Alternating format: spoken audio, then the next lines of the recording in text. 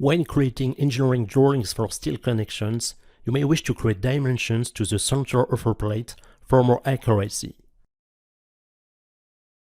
In addition to creating edge distances for a steel plate, it's now possible to snap to its midpoint and create dimensions indicating the distance from the plate edge to its center, both vertically and horizontally.